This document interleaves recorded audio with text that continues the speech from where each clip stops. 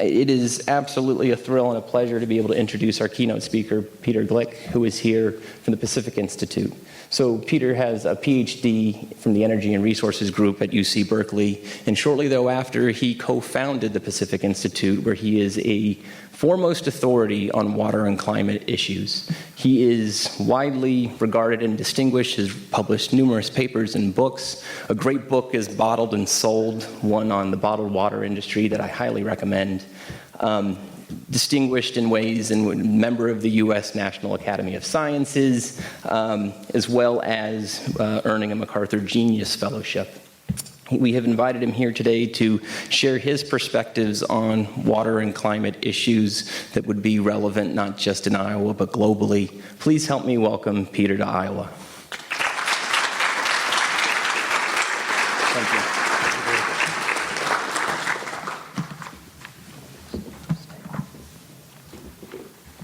Well, good morning, everyone. I'm delighted to be here, and I look forward to the discussions during the day. My thanks to the University of Iowa, to the Public Policy Center, David, for your introduction, to all of the sponsors. Looking just at the first few minutes of the agenda, it seems the principal credential for being here this morning is my first name is Peter. I'm not sure whether that's an Iowa thing or just just one of those statistical things that happens. But I'd like to start with a broad view of the water challenges that face us. There's plenty of Iowa expertise in the room. I'm not going to pretend to that. There's going to be a lot of discussion about bad news. There's going to be plenty of PowerPoint presentations. For those of you who so carefully placed yourselves in front of the screen, I don't have a PowerPoint this morning, and so you're going to have to twist your necks a little bit maybe to see me. There's plenty of, as I said, local expertise. I'm going to give a broader view. I'm going to talk about the world of water, some of the challenges that we face. I'm going to offer a vision of a sustainable 21st century for water. Yes, Flint can happen anywhere. I think we all understand that, but it doesn't have to. Maybe that's the bottom line, if we're smart and if we pay attention.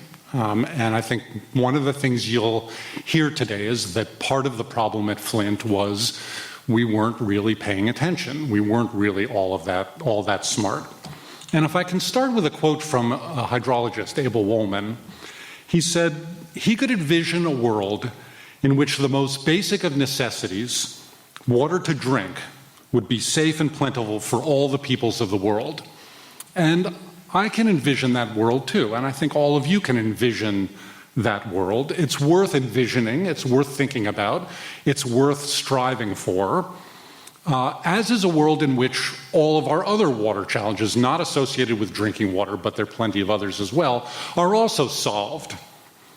And so that's what I'm going to do for the first part of my talk. I'm going to envision such a world, and so I want all of you to think about the world not in 2016, but 100 years from now, in 2116. And I'm going to give a talk at the 2116 Iowa Drinking Water Symposium. Now before I get into that, that's a vision of the world that could be, not necessarily the world where we're going, but I'm going to describe a world where we would want to go if we had a choice. And the reality is we have a choice. That's the whole point. We can choose the world of the future by our actions today, by our policies today, by our technology, the technologies and regulations and community actions that we implement today. The whole point is we have a choice. So I present this vision with a caveat. My crystal ball is no clearer than any of yours. You may have a different vision, but the discussion about where we want to be is a really valuable one, and I think it's one worth having. So let me offer the world of 2116. I'm tremendously honored to be here in 2116 in Iowa. Of course, you have to understand I'm not actually here in person. This is simply my virtual reality image. And I ask you to adjust your virtual reality goggles, since the truth is none of you are here either. Half of you are in your pajamas at home watching. But I appreciate the opportunity to address you and talk about the success of the last century of water resources. We've succeeded in reaching sustainable management of water around the world. We've solved the worst water problems around the world, and we should be proud. Now, I know it's hard for some of you to understand this or to imagine the horrible water crises of 100 years ago and the things that our ancestors had to suffer through. So for those of you who aren't students of history, let me describe what the world was like in 2016, 100 years ago, and how we've moved forward to solve our water problems. If you can believe it, at the time, they were dealing with water scarcity problems. They were dealing with water contamination of all sorts of kinds, from industrial wastes and agricultural runoff and biological contaminants. There were still water-related diseases, cholera, dysentery, typhoid, in different parts of the world. There were challenges to food production and industrial production. There was ecosystem degradation and destruction. There was a growing conviction that climate change was going to force them to throw out their old water management policies and assumptions and strategies. There were social and political challenges, including the fundamental threat to politics from conflicts over water. And perhaps the worst problem 100 years ago was the failure to meet basic human needs for water for everyone on the planet. At the time, 100 years ago, there were hundreds of millions of people without access to safe drinking water. There were billions of people without access to adequate sanitation services. And even in Iowa, when it was still one of the 50 states, thousands of people lacked reliable, safe, affordable water in some of the rural communities of Iowa and in some of the inner city, parts of the inner cities. Worldwide, as many as 2 million people a year died from preventable water-related diseases, things that the United States at the time had mostly gotten rid of. And it was barbaric. It was inexcusable, because even then, 100 years ago, the technology existed, the management structures existed. We knew how to solve those problems. But it wasn't until the middle of the 21st century that sufficient effort and will and money and commitment was made to meet basic human needs for water for everyone on the planet. But we solved that problem. We can also celebrate the fact that we've conquered water-related diseases. We've completely eliminated dracunculiasis, guinea worm disease. In the 1950s, there were 50 million cases a year of dracunculiasis, mostly in Africa and parts of Asia. By 50 million. By 2015, there were 22 cases. And a few years after that, it was completely eliminated from the planet. The malaria vaccination program has been a great success, and malaria, the scourge of malaria, has been almost completely eliminated. In 2016, some of the most serious water problems were related to the destruction of natural ecosystems. Believe it or not, in the 20th century, allocations of water for humans paid no attention to the needs of the natural environment. What could they have been thinking? And no surprise, bad things happened.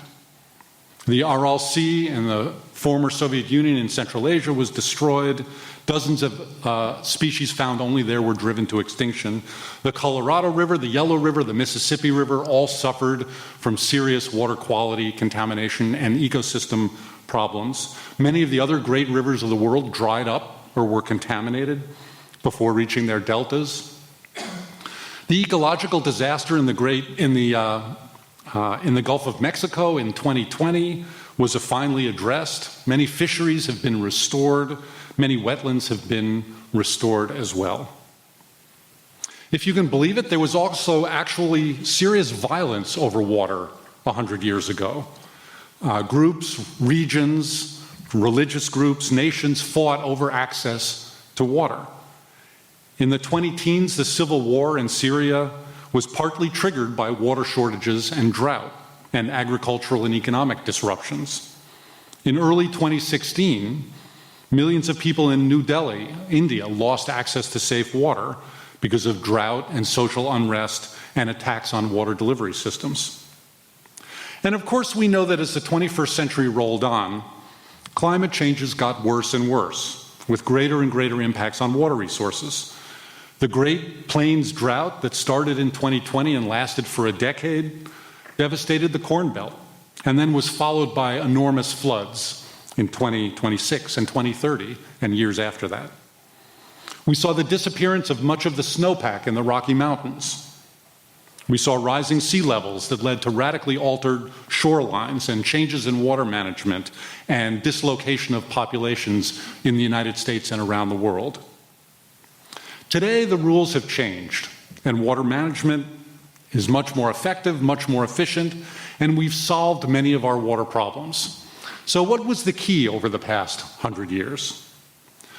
Well, most important was figuring out how to share the benefits of water resources, not arguing over the water itself, but the benefits that water provides.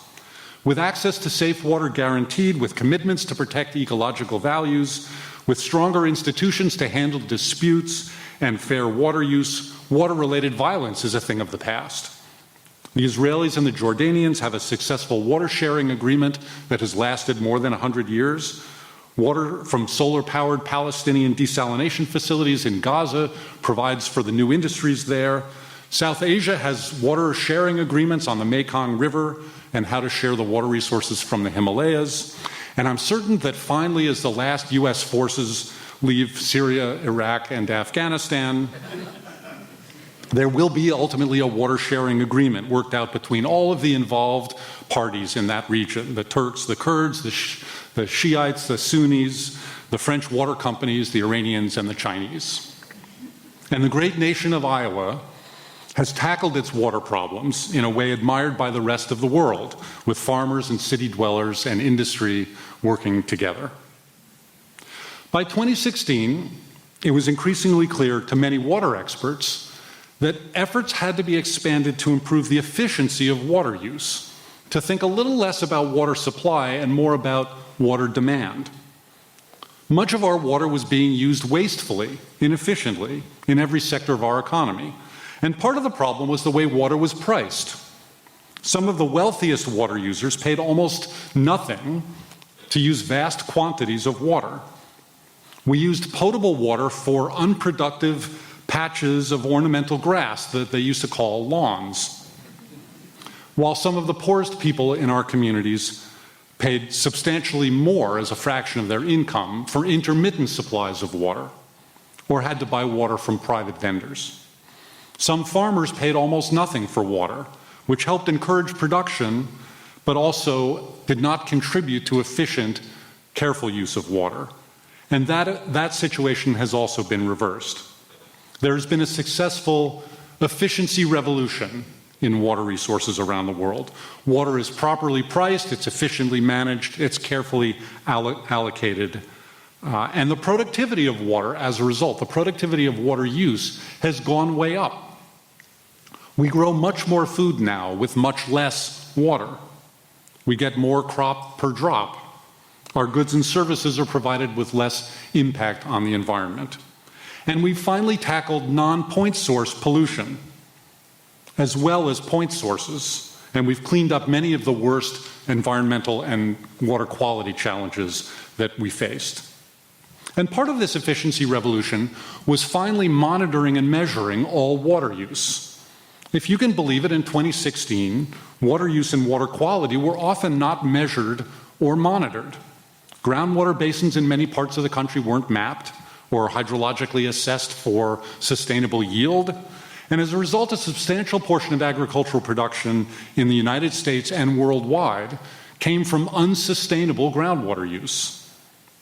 In the Great Plains of the United States, in the Ogallala Aquifer, in the Central Valley of California, in northern China, in India, much of food production 100 years ago came from non-renewable groundwater. But now we're managing our groundwater resources much more carefully and much more sustainably. There was even an attempt at the time, even in the face of food shortages, to use food crops to produce liquid fuels, to power antiquated gasoline engines at an enormous cost of water. And the impact of those decisions on food production and on water use turned out to be unsustainable. It took a few years to figure this out and to change policies, and one of the keys turned out to be not letting the Iowa caucuses vote first. I'm leaving town after my talk, so. But the world then made a huge investment in improving food productivity and crop genetics that reduced crop water demand and improved yields for both irrigated and rain-fed agriculture. And of course, the short-lived biofuels disaster was solved by getting rid eventually of that gasoline-powered engine. Looking back, it's easy to see what a terrible idea, for a lot of reasons, the gasoline engine was. It has, of course, helped all of our water problems and all of our environmental problems and many of our social problems in general to have shifted from a world of rising population to one of decreasing population. Many of the environmental crises of the 20th and 21st centuries were the result of rising population pressures. And over the last several decades, that trend has reversed. Now, some of the new challenges we face, of course, are tied to how to deal with a shrinking population, but those challenges are for the next generation to deal with. Another key problem in the early years of the 21st century was aging, outdated water infrastructure. Water systems built in the 1900s were not being maintained or upgraded or invested in. Investments were lagging, management was relatively weak, and that led to a growing set of problems in cities like Charleston, West Virginia, and Toledo, Ohio 100 years ago, and of course, the important story of Flint, Michigan. But we solved that problem too, with three things: new investments in water treatment systems, in technology to remove contaminants, replacement of old pipes and old infrastructure. We've now gotten rid of all of the old lead pipes that were in place 100 years ago, and stronger oversight and regulation by local water agencies, by state and federal agencies, and by local communities themselves. Here's another water fact from 2016 to shock you. People actually spent vast sums of money to buy small quantities of water in little plastic bottles when they could get safe water for 1,000th the price, 24 hours a day, 7 days a week from their taps. And archaeologists digging through our urban landfills from 100 years ago still find a layer of plastic from that time. And some sociologists have proposed that this was actually a form of carbon sequestration, that we were really trying to get rid of plastic, and that's what that layer of plastic was. But in fact, it was this hysteria over bottled water. Not all of the news today is good. I don't wish to be a 22nd century Pollyanna. Some of the gains achieved by sustainable water management and use have been lost as climate change has gotten worse and worse. There are few people alive today who saw mountain glaciers with their own eyes. With a few high-altitude exceptions, they're all gone, and the impacts on local water supplies are especially severe in places like China and parts of South America. The last person to go downhill skiing in the United States in a resort officially created for that purpose is now a great-grandmother. We saved coastal ecosystems by restoring natural flows and functions, but many of those coastal ecosystems have been lost from rising seas, along with aquatic ecosystems in some of the major cities around the world. And we still need to figure out how to resettle all of those people from Miami. Floods from increased precipitation and increased intensity of storms continues to be a leading challenge and a leading killer of people worldwide. And of course, the entire population of Iowa now moves to Canada for 2 months every summer. Fortunately, we're moving aggressively to solve the climate problem as well. And water managers and planners understand that they have to incorporate climate change into all infrastructure planning and design and operation. And as a result of all of this, we're well along the path to more sustainable water management and use. And perhaps 100 years from now, our own ancestors will look back at the follies of our time and shake their heads in wonder. Okay, so welcome back to 2016. That's a vision. You have your own, as I said at the beginning. I don't know what the world will look like. You don't know what the world will look like, but it's our job to create that world, and we have to think about that. And so back at the beginning of this story, there are dismal futures. I could have started with a much more depressing story for 2016, or you could have as well. And I made the point at the beginning that we have a choice about where to go. We can define a different future, and we can take the steps necessary to move in that direction. And so let me talk briefly for the last half of my talk about what that better future, what that path to a better future might actually entail. What I call a soft path for water. First of all, our water crisis is not the result of a lack of water, or a lack of money, or a lack of brains. We have all of those things. Absolute water scarcity isn't our problem, even in places like the Western United States, or where I live, or the Middle East. Absolute water scarcity isn't a problem. We can provide safe water and sanitation for everyone on the planet with the water that's available to us. We're a rich world. We're rich in money, we're rich in education, we're rich in ingenuity and technology, and mostly we're rich in goodwill. Those things, like water, aren't always evenly distributed. And that gives some of us, who have more of some of those things than others, a special responsibility. We have to act. We have to spend the money that's necessary. We have to design our educational institutions a little bit differently. But thinking about money, the amount of money required to solve our water problems, I would argue, is far less than the amount of money we're going to have to spend by failing to deal with them. And if you look at any of the crises that we face, we end up spending far more in response than if we had been proactive and spent the right amount of money to do the right thing first, we would have had to spend. So money isn't our problem either. We're intelligent beings. We've decoded the human genome. We manipulate substances at the subatomic level. We've eliminated some diseases permanently. And we have smart machines rolling around other planets looking, interestingly enough, for water. Last year, some of those machines found evidence that there's flowing water, sometimes, on Mars, still. We've seen venting water vapor from Enceladus, one of the moons of Saturn. We've seen evidence of water in distant galaxies. So water is sort of a key to a lot of things, and we spend a lot of time at the scientific level thinking about water. And so this isn't a technology problem, it's not a science problem. We have the brains to deal with this issue. Second, we have to rethink the way we think about water supply. Supply is the way we've thought about water for the last 100 years. Build another dam, tap another river, drill another groundwater well.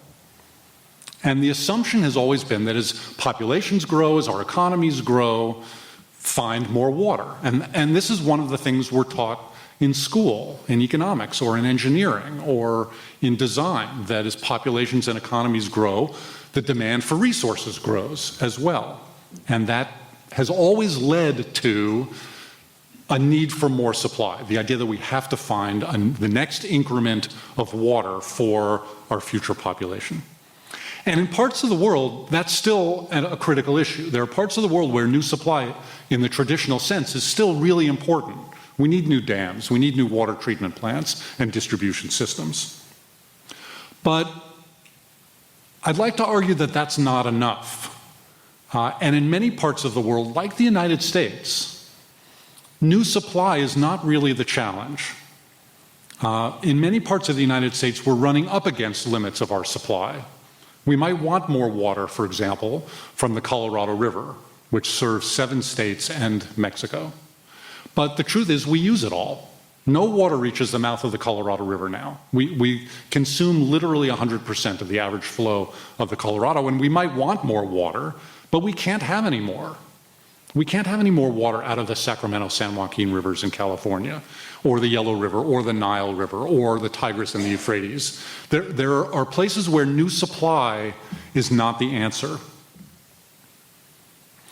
In addition, I have to say we still argue about that.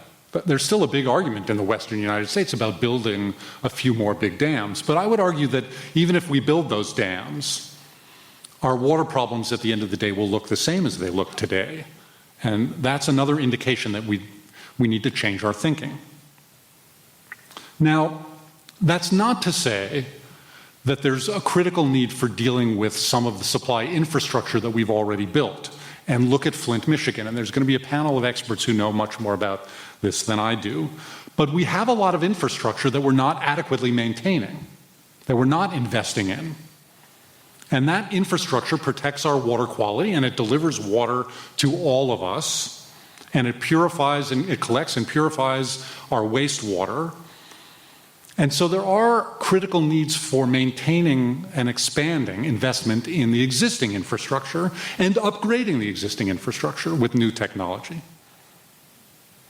There are also other ways of thinking about supply. Again, in the 20th century, over the last 100 years, we've always thought about wastewater as a liability. We collect it, we treat it, and then we throw it away. Now here, somebody uses it downstream. They recollect it, they retreat it, they reuse it. But in much of the world, a lot of the wastewater that we collect and treat, we throw away. In California, it goes into the ocean, 5 million acre-feet a year. That should be thought about not as a liability, but as an asset. That's a resource that we ought to be thinking about as new supply. And in parts of the world, in Singapore, in Israel, treated wastewater is a source of supply for certain kinds of uses. But it's a different way of thinking about supply. Expanded rainwater collection and harvesting as a source of supply. Ultimately, if we're willing to pay the price, things like desalination are new sources of supply. Third, we have to rethink demand. So supply is one part of the equation, but the other part of it is demand, how we use water. The assumption, again, as I mentioned, has been that the demand for water is immutable, it's fixed, it depends on your population and your economy. I think that assumption is false, and I think we need to rethink it.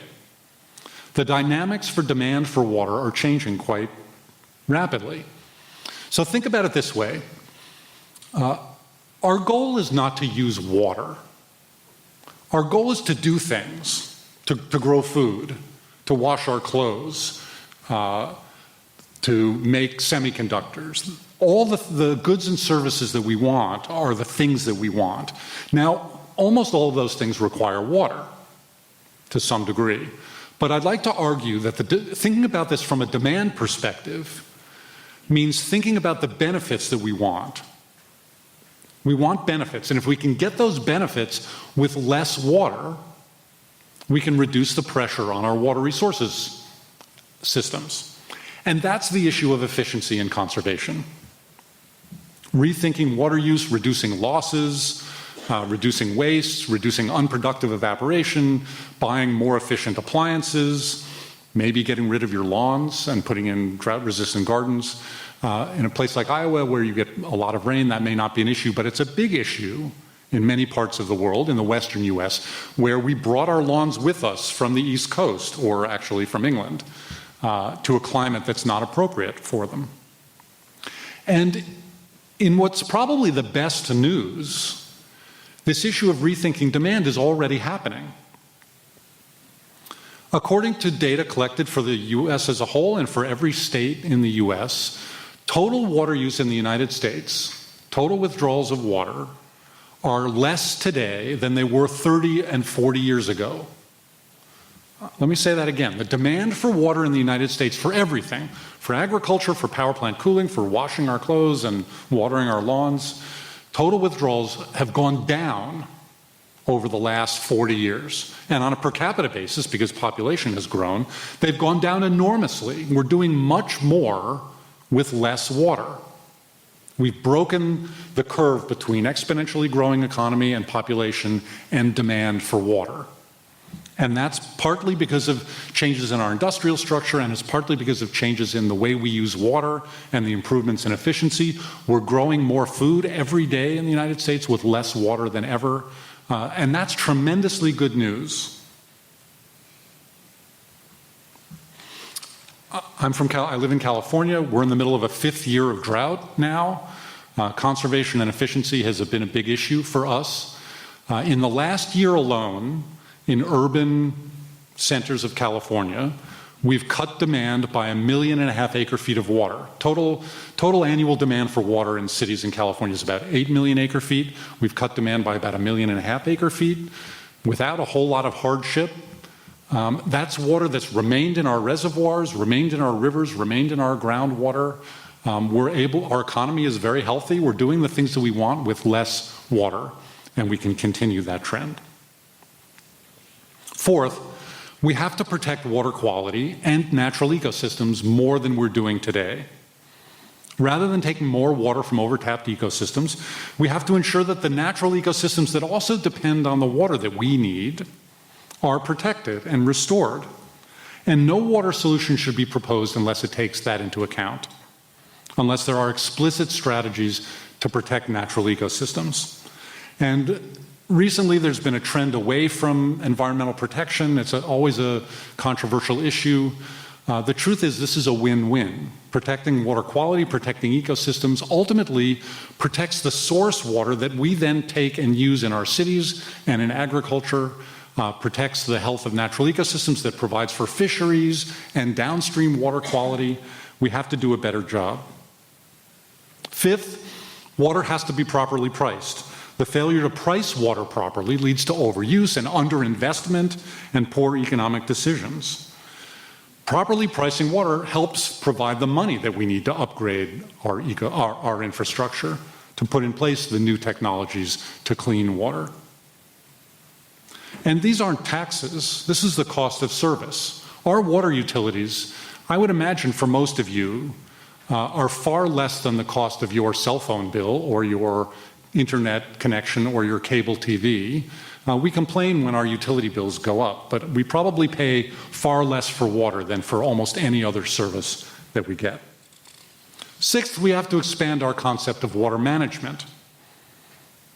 We have to improve our water institutions. We have to create new ones where we need to. Centralized facilities, which has sort of been the way we've managed our infrastructure, can be complemented by decentralized infrastructure. We can move from local water management to regional water management and watershed management.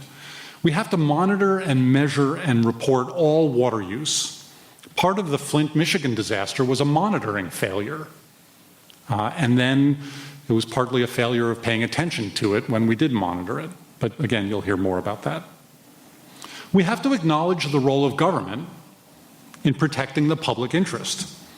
And that means developing and enforcing water quality standards and laws, and protecting marginalized communities, and guaranteeing water for ecosystems, and involving the public in decision-making around water, and regulating the private sector's role in water resources, and acknowledging and dealing with climate change. There are public interests that our politicians need to be dealing with. Congress, which has not been particularly productive, in my opinion, in the last few years, has a role to play in upgrading and expanding the Clean Water Act and the Safe Drinking Water Act. Those are two critical federal laws, but they're 30 and 40 years old. They need to be upgraded. This is a remarkable time for water. There are big challenges that face us, but I believe there are real, effective, affordable solutions. I think there are innovative things happening every day in every sector of all of the things that you're involved in. There are positive futures that we can imagine and work toward. The challenge is going to be to make sure that that positive future happens fast enough to avoid the bad things that we can see, but that we want to prevent from happening. The future starts now. So I'll see you all in 2116. Thank you.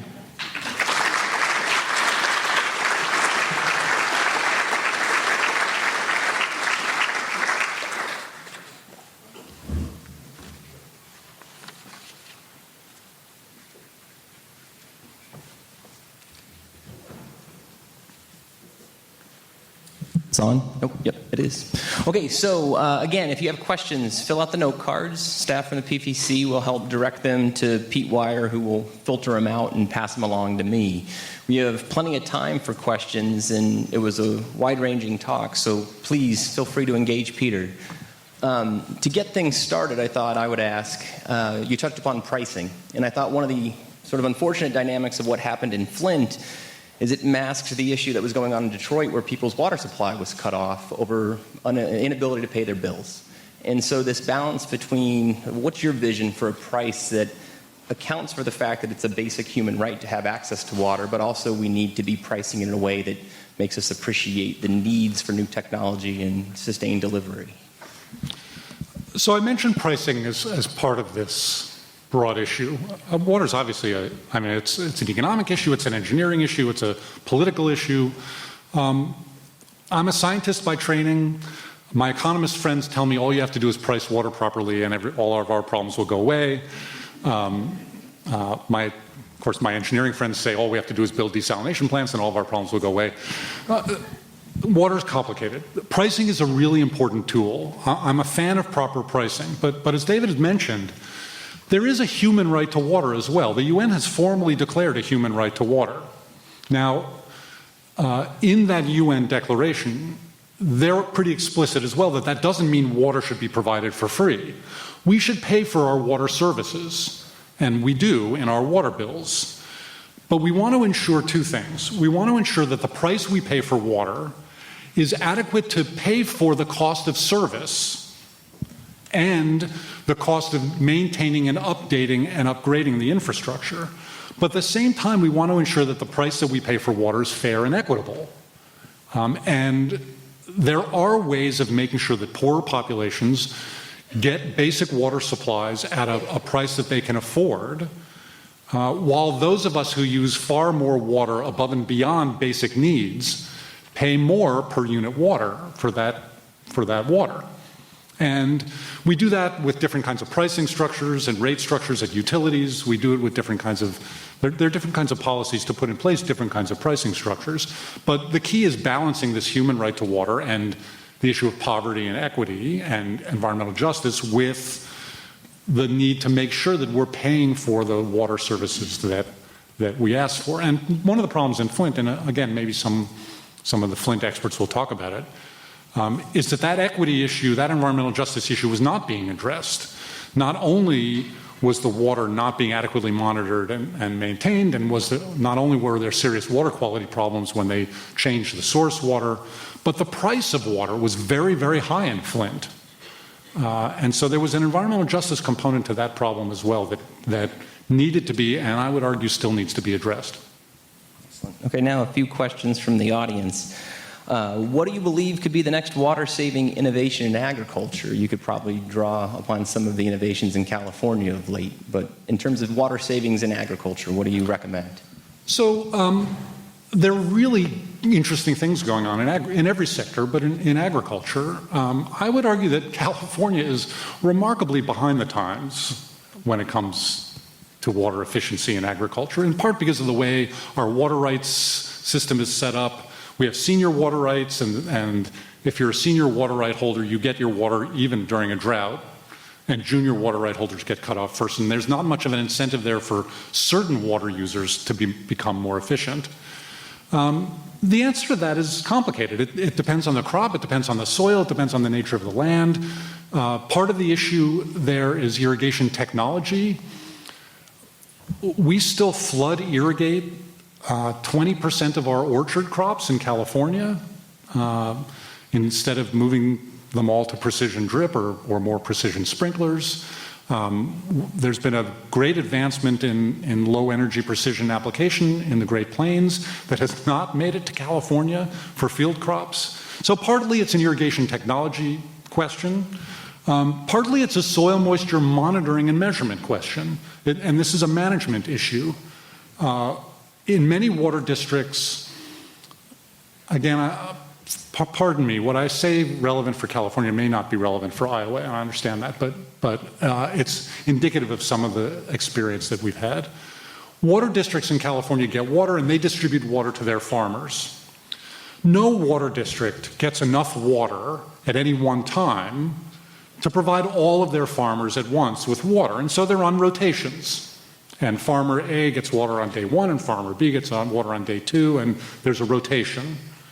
But we know that farmers need water at different periods of time. There may be rain, they may have different soil qualities, and so the ability to measure soil moisture accurately and then get water when you need it is an efficiency improvement.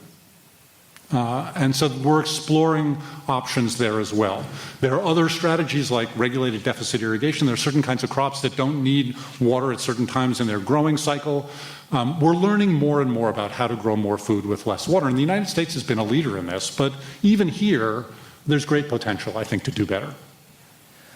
How can utilities and providers be incentivized to promote conservation when their revenue streams come from water use? So this is a big challenge. Water utilities sell water. Their revenue to cover fixed costs and operating costs come from water rates. Water conservation is an incentive to use less water. Water utilities don't like to do that if it cuts their revenue, and sometimes during a drought, when there are mandatory cutbacks, revenues fall so much that they can't cover costs. That's a rate design question in part, and there are rate structures that, like water budgeting, like drought surcharges, that permit water utilities to balance that issue of the need to encourage conservation and efficiency improvements and the need to ensure that revenues are adequate to cover costs. It's a challenge. We've done this better in the energy industry a decade ago. Energy utilities, we figured out how to provide electric utilities with the ability to help their customers save energy and to encourage energy efficiency improvements. I think we could do the same thing for water. So you've come to Iowa, so we can't have you not weigh in on the big issue. So the Des Moines Water Works lawsuit can be perceived as an urban versus rural fight, but do you see a more sensible approach to dealing with nitrogen and phosphorus in Iowa's water and the Mississippi downstream? Well, it's not as though the nitrate problem is only an Iowa problem. We have a nitrate problem in the Central Valley of California. And the problem, as I hinted in my talk, is partly that we've done a pretty good job with point source pollution and a bad job with non-point source pollution. And it's not as though, I'm sure there are farmers in the room, we can chat at the break. It's not as though farmers want to put nitrates or pesticides or fertilizers into our water. It's that the incentives and the tools for reducing non-point source pollution haven't been well applied. I think we can solve our non-point source pollution problem. I think we can provide incentives and disincentives and new technology, and I think we can address that problem. Partly, it may ultimately also, well, it will certainly also ultimately fall on downstream users, as it does now largely, to figure out technologies for dealing with upstream pollutants. But the truth is we all live downstream from someone, well, most of us live downstream from someone, and we better do a better job of dealing with the non-point source piece of the puzzle. You know, the Lake Erie issue, I mentioned Toledo, Ohio. We're all familiar with Flint, but a year before that, Toledo, Ohio's water system was shut down because of an explosion of algae. And algae is a problem here in Iowa as well, in Lake Erie. We solved a lot of water problems in Lake Erie 30 years ago with the Clean Water Act. And we dealt with a lot of the big point source pollutions that we're dumping into Lake Erie. And now Lake Erie's water quality is deteriorating again because of the non-point source issue. So this is an issue we have to deal with broadly. And, you know, I don't know how your lawsuit will go, and lawsuits are the last thing anybody wants, but it's an issue that's not been adequately addressed. There's a great number of questions here, and so I'm sure Peter would be happy to entertain more at different points throughout the day. But in the interest of time, this will probably be our last one. You talked about Congress. With politics the way they are today, how do you think we can change the discussion and interest in better water management, including funding with government entities? I don't know anyone who likes the political situation. It's gotten more and more polarized. It's a mess. I don't care what your political bent is. It's a mess.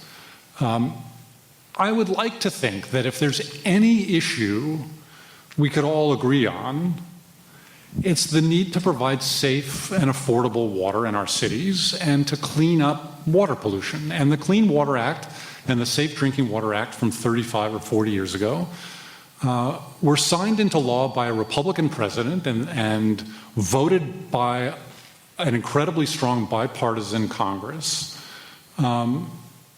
Maybe water is the issue that will help bring some bipartisanship back to our politics. I would note that a lot of our water issues aren't federal. A lot of them are local. Most of our water issues are local. There's, I believe, a very important role for the federal government in dealing with certain pieces of water, but much of our water issues are local. And local politics can be unpleasant too, but the truth is when you know your neighbor, water politics can be a little bit more pleasant. And there's an opportunity for all of us, I think, to get engaged at the local level in dealing with water management, water issues, zoning and planning issues, run for your local water board. I think there are lots of opportunities to maybe turn water into an issue that is one of cooperation rather than conflict. I think that's a great way to end. Let's thank Peter one more time for an outstanding. Thank you very much.